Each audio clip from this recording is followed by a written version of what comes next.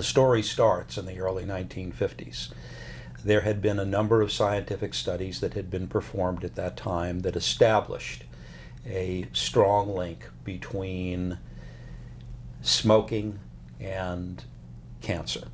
The studies involved laboratory rats and painting the tar that was gathered from the smoking byproducts, painting it on the backs of laboratory rats and observing the growth of cancer on those rats. And those studies received a great deal of public attention. And the mass media began to raise serious questions about the health effects of smoking.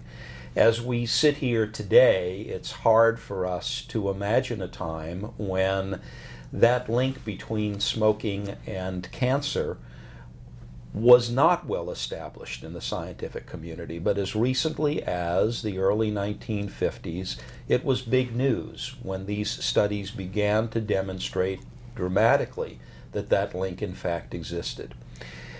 The result was a very immediate drop in cigarette sales as the smoking public reacted to this bad news.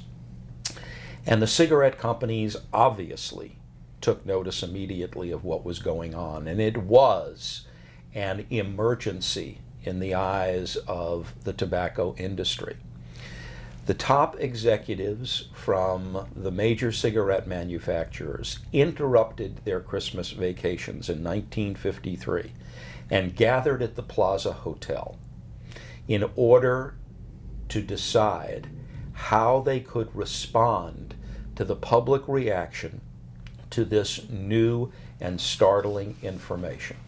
And before they conducted that meeting, they didn't consult with health officials or scientists or persons from the public health realm.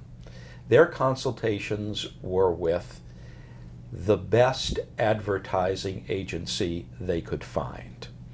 And a decision was made at that meeting at the Plaza Hotel among these chief executives of the tobacco manufacturers that what they needed to do was to discredit that scientific evidence, to give the American public, the American smoking public, reasons to doubt the accuracy of that scientific information.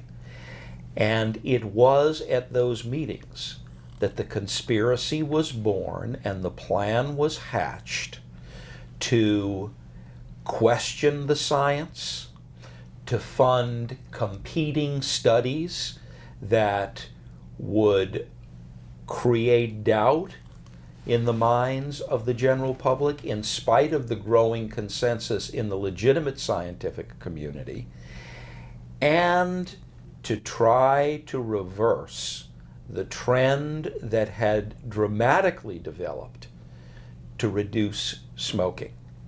The plan was remarkably successful, and it continued for 5 decades. When the tobacco industry denied the addictiveness of nicotine in tobacco, denied the ill health effects of smoking, and were able to maintain an increase in their sales that resulted in over 400,000 deaths per year for each of those years for more than 50 years. It is an astounding example of a successful media campaign that was designed to conceal the truth and was designed to mislead the general public. And the internal documents of the tobacco industry talk about how very successful they were in carrying out this campaign to mislead and to lie to the American public. Do you agree that people are dying prematurely as a result of smoking cigarettes? No, sir, I do not. Cigarettes cause the death and disease that have been attributed to them. My position is simply they may or they may not.